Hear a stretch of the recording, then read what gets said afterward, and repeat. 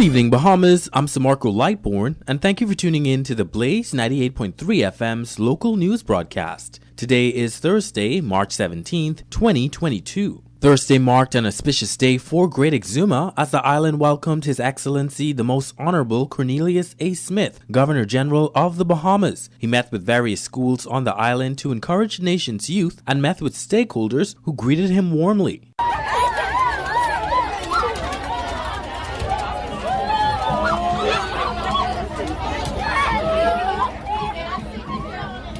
Arriving early this morning by police escort and welcomed by students, educators, island officials, and interested citizens, the Governor General made sure to make his old stomping grounds one of his first visits. That was none other than the Rokers Point Primary School, which played host to other students from Western Exuma who gathered to greet him, including a delegation from Stewart Manor Primary, Rollville Primary, the Forest Primary, and the Exuma Christian Academy. His Excellency was pleased to remind those in attendance of his relationship with Rokers Point Primary School and was pleased to see the advancements. You have developed this campus into something that I am extremely proud about.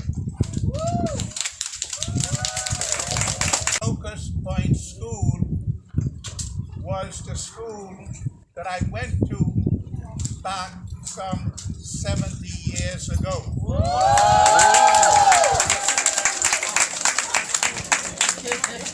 I was one of those students who sat in a one-room school just in the back, attached to this one, and many days, many mornings, I had to walk from a place called Old Place. The Governor General encouraged the attending students to look at the exemplary nation builders who have come from Great Exuma, such as the late Charles W. Saunders, who formerly served as the 4th Superintendent of the Bahamas Baptist Union of Churches, Dame Joan Sawyer, who became the first woman to become Chief Justice in the Bahamas, and the nation's current Minister of Tourism, Investments and Aviation, I. Chester Cooper, who was also the first Deputy Prime Minister to hail from the island. His Excellency urged students to apply themselves and be ready for the precipice as Exuma continues its rapid development.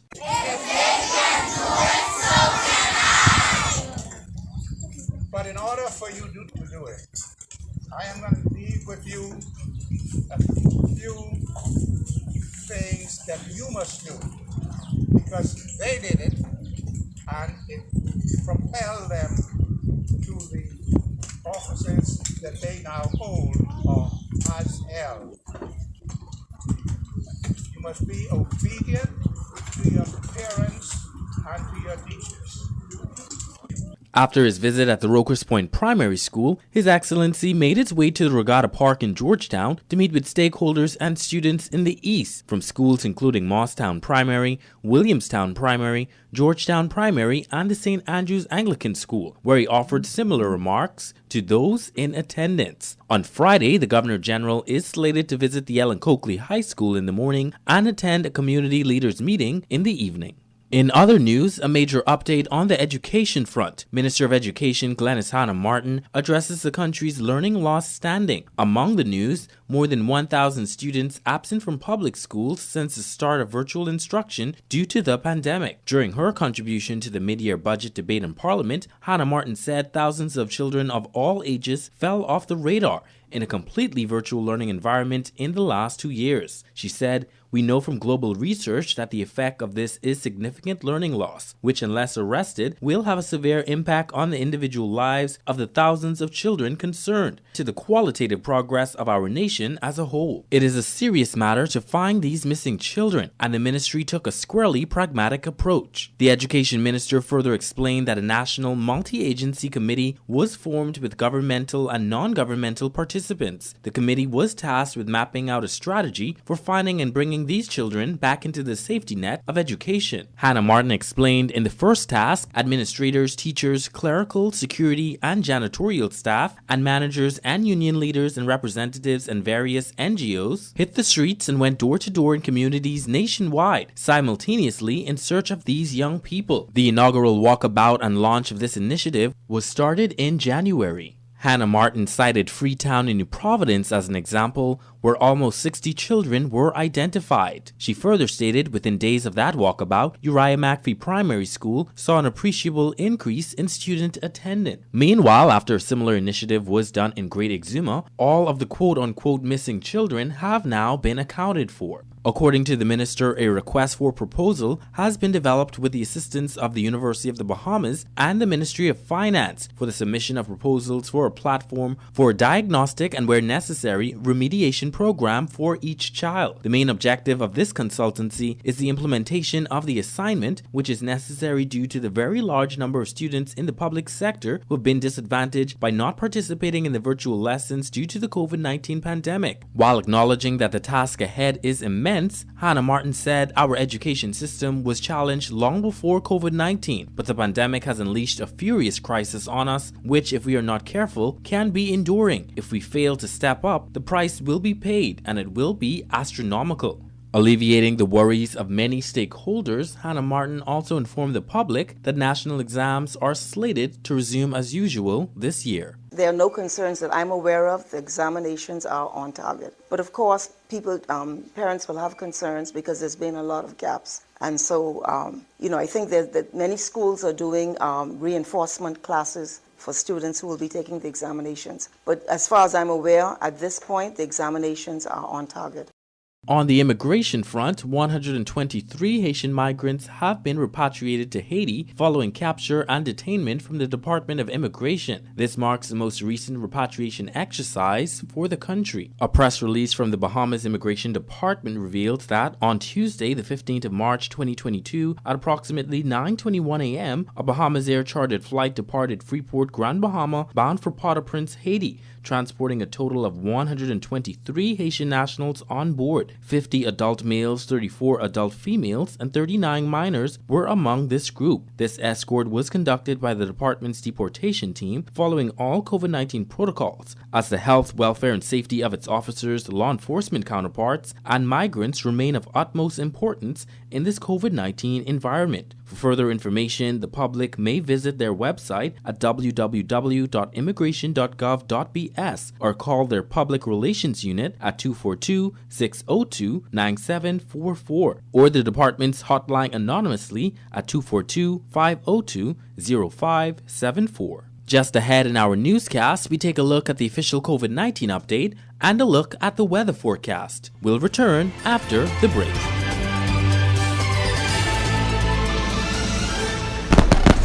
When your life is bumper to bumper and you're always on the go, you need someone working for you. From politics and social awareness to culture and the weather forecast, we give you the information to help shape your day. Be empowered and informed by turning your dials to the Blaze 98.3 FM, Mondays to Fridays at 7 p.m. We are proud to present you news from a local perspective. Curiosity, context, truth. It's your story if you have the daring to tell it. I'm Samarco Lightborn, reporting for Exuma's #1 radio station, The Blaze 98.3 FM.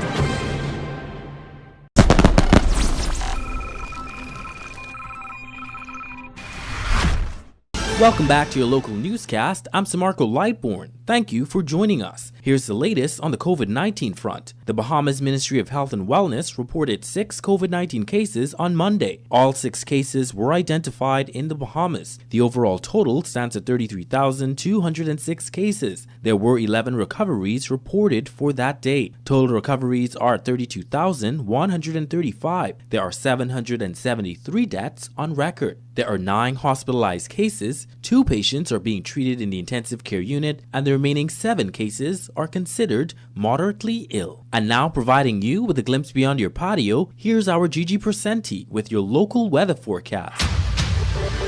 Good evening. Here's a look at your local weather forecast for Thursday, March 17, 2022, as issued by the Bahamas Department of Meteorology. General situation. A frontal boundary near the extreme northwest Bahamas continues to spark bouts of active weather while sliding eastwards. Meanwhile, high-pressure ridging will maintain moderate to locally fresh winds over the remainder of the islands. Special warnings. Beachgoers in the central and southeast Bahamas should exercise caution along east and south coast beaches due to the risk of rip currents. There is the risk of waterspout activity in the northwest Bahamas. For the central and southeast Bahamas, weather breezy and warm with few quick passing showers, becoming mostly fair tonight. A small craft caution remains in effect. Winds east to southeast at 15 to 20 knots, but gusty at times in the southeast Bahamas. Seas 4 to 6 feet over the ocean, but slightly higher in gust in the southeast Bahamas. Today's daytime high temperature was 88 degrees Fahrenheit, 31 degrees Celsius. Overnight low, 73 degrees Fahrenheit, 23 degrees Celsius. Sunsets at 7:19 p.m. Sunrise at 7:15 a.m. on Friday. Moon sets at 7:38 a.m. on Friday. We're currently experiencing low tide, high tide 8:22 p.m., low tide 2:54 a.m. on Friday, high tide 8:41 a.m. on Friday. For your weather outlook. Tomorrow, expect partly to mostly sunny, warm, and a bit breezy to breezy with a few showers possible. I am Gigi Presenti, and this has been a look at your local weather forecast. Thank you so much for tuning in. I'm Samarco Lightborn, reporting for the Blaze 98.3 FM. We invite you to join us for our morning broadcast with Westerland Ferguson, Monday through Fridays at 8 a.m. Good evening, Bahamas, and stay safe.